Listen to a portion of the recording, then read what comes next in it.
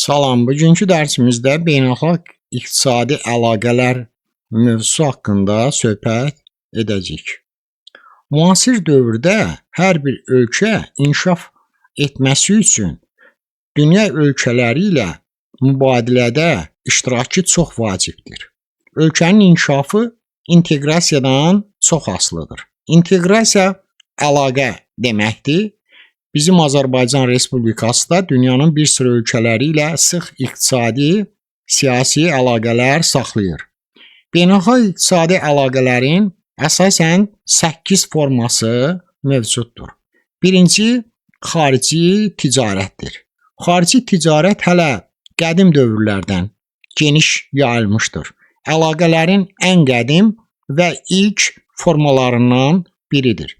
Ticarətdə saldo ifadəsi mövcuddur. Ticarət saldosu, yəni balansı ixracla, satdığınla aldığının, idxalın dəyərinin fərqinə əsasən müəyyən olunur. Daha çox dəyərdə məhsul ixrac ediriksə, az dəyərdə məhsul idxal ediriksə, onda ticarət balansımız müsbət olur. Məsələn, 10 milyardlıq məhsul ixrac etdik dəyərində, 5 milyardlıq məhsul idxal etdik, onda ticarət balansımız müsbət 5 milyarda bərabər olacaq.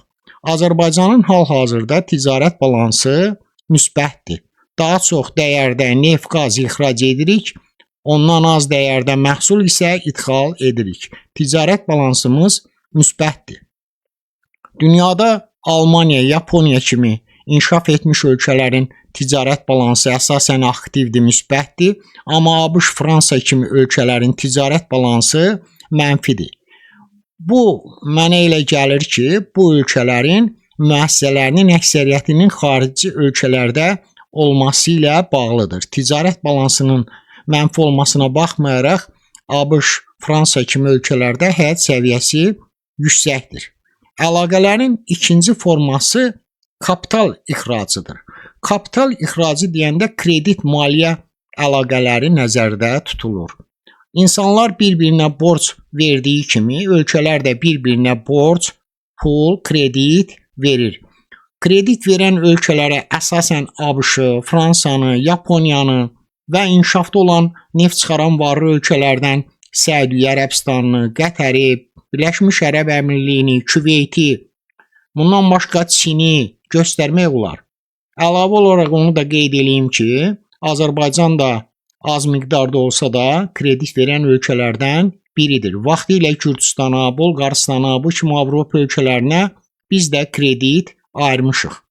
Bunların hamısı neftdən gələn gəlirlər, qaz sənayesindən gələn gəlirlər hesabına mümkün olmuşdur. Elmi-texniki əməkdaşlıq dedikdə əsasən patent, lisenziya ixracı nəzərdə tutulur. Bunların içərisində patent, lisenziya ixracına görə Yaponiya, Almaniya, ABŞ xüsusilə fərqlənir.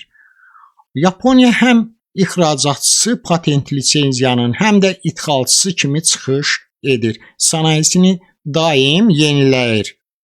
Kompensasiya əlaqələri bu beynəlxalq iqtisadi əlaqələrin dördüncü formasıdır.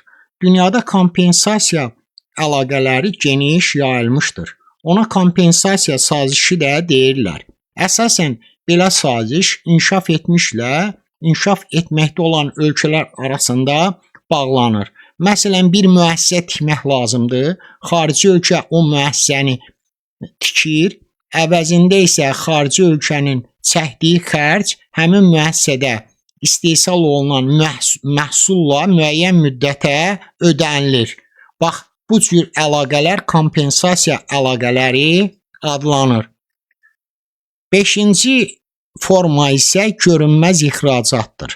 Görünməz ixracata tikinti, maliyyə əlaqələri, nəqliyyat xidməti, gəmilərin icarəyə verilməsi və s. bunları göstərmək olar. Görünməz ixracatla məşğul olan ölkələrə Singapuru, Norveçi, Yunanistanı, Panamanı və s. ölkələri göstərmək olar ki, bunlar görünməz ixracatda xüsusilə fərqlənən ölkələrdir. Əlaqələrin 6-cı forması fəhlə miqrasiyasıdır. Bildiyimiz kimi Avropa ölkələrində artım çox azdır, birinci tipdir. İşçi çatışmamazlığı var. Üstəgələk Şimali Amerikada, ABŞ-da da deməli fəhlə miqrasiyası üstünlük təşkil edir. Bir də neft sənayesinin inkişafı ilə bağlı İran körfəzi ölkələrində də işçiyə ehtiyac duyulur. Fəhlə miqrasiyasının əsas mərkəzləri Qərbi Avropa, Şimali Amerika və İran körfəzi regionudur. Əlaqələrin 7-ci forması turizmdir. Turizmin müxtəlif növləri vardır. Onu qeyd edeyim ki, SSS bu günəş, qum, dəniz deməkdir. L isə landşaft turizmi deməkdir.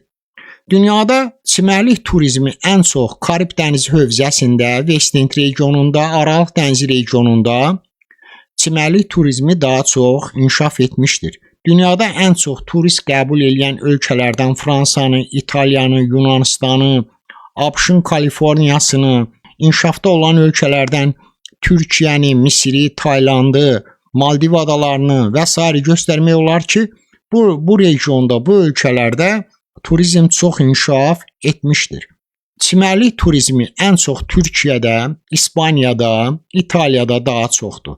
Landşaft turizmi ən çox Avropa ölkələrindən Avstriyada, İsveçrədə daha çox inkişaf etmişdir. Bu ölkələr ildə 50 milyard dollara qədər təkcə turizmdən gəlir əldə edirlər. Dini turizm isə bu ən çox Səudiyyə Ərəbistanında, Vatikanda, üstəgəl İraqda Kərbəla Nəcəf şəhərləri burada yerləşir. İranda Məşhəd şəhəri var. Dini turizm ən çox Səudiyyə Ərəbistanı və Vatikanda, qismən də İraqda, İranda dini turizm çox inkişaf etmişdir. İxtisaslaşma da əlaqələrin bir formasıdır. Dünya ölkələri təbii şəraitindən, təbii ehtiyatlarından, ixtisaslı kadrlarından asılı olaraq öz aralarında bir növ ixtisaslaşmışlar. Məsələn, Azərbaycan dünyada neft-qaz üzrə ixtisaslaşıb. Azərbaycanın simasını neft-qaz sənayesi, neft-qaz simasını müəyyən edən əsas sahələrdən biridir. Əlbəttə, ixtisaslaşma bir çox amillərdən, dediyim kimi, təbii şərait, təbii ehtiyatlardan asılıdır. İxtisaslaşma nəticəsində də ölkələr arasında əmək bölgüsü əmələ gəlir. Əlaqələrin bir forması da kooperasiya əlaqələridir. Kooperasiya nədir? Kooperasiya ən çox maşın qayırmada mövcuddur, cihaz qayırmada mövcuddur. Bir məhsulun, hazır məhsulun istehsalında bir neçə müəssisənin iştirakıdır. Məsələn, Avropada aerobus təyyarələri istehsal olunur. Bu təyyarələr hissələri İtaliyada, İspaniyada, Portuqaliyada, Britaniyada, Almaniyada istehsal olunur və İngiltərədə, Britaniyada yığılır. Deməli, onun hissələri müxtəlif ölkələrdə istehsal olunur. Bu tip əlaqələr kooperasiya əlaqələri adlanır. Daha çox maşınqayırmada mövcuddur. Əlaqələrin əlbəttə yeni formaları da əmələ gəlir.